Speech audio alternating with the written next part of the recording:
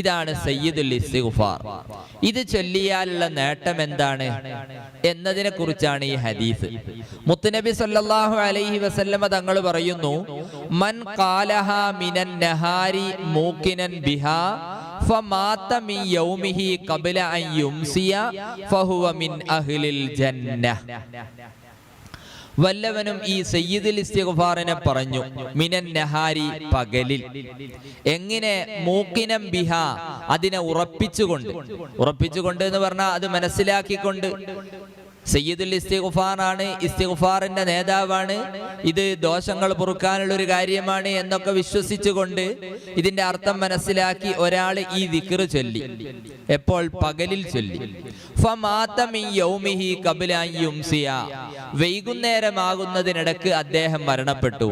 എന്നാൽ ഫഹുവ മിൻ അഹ്ലിൽ ജന്ന, അദ്ദേഹം സ്വർഗാവകാശിയാണ്. പിന്നീട് പറയുന്നു, വമൻ ഖാലഹാ മിനൽ ലൈലി വഹുവ മൂഖിനും ബിഹാ ഫമാത ഖബ്ല അൻ യുസ്ബിഹ ഫഹുവ മിൻ അഹ്ലിൽ ജന്ന ശഫീഉനാ റസൂലുള്ളാഹി. മുത്തുനബി സല്ലല്ലാഹു അലൈഹി വസല്ലമ തങ്ങൾ നമ്മെ പഠിപ്പിക്കുകയാണ്, വല്ലവനും പകലിൽ അത് ചൊല്ലി വൈകുന്നേരമാകുന്നതിനിടക്ക് മരണപ്പെട്ടാൽ അവൻ സ്വർഗാവകാശിയാണ്.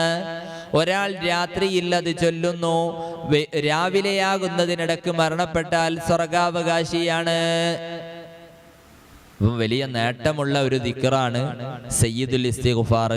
ഒരാള് രാവിലെ ചൊല്ലി സുബഹിക്ക് ശേഷം അത് ചൊല്ലിയാൽ ആ ദിവസം വൈകുന്നേരത്തിന്റെ ഇടക്ക് മരണപ്പെട്ടാൽ സ്വർഗാവകാശിയാണ്. ഇനി ഒരാൾ മഗ്രിബിന് ശേഷം ചൊല്ലി പിറ്റേന്ന് സുബഹിന്റെ മുമ്പ് അദ്ദേഹം മരണപ്പെട്ടാൽ സ്വർഗാവകാശിയാണ്.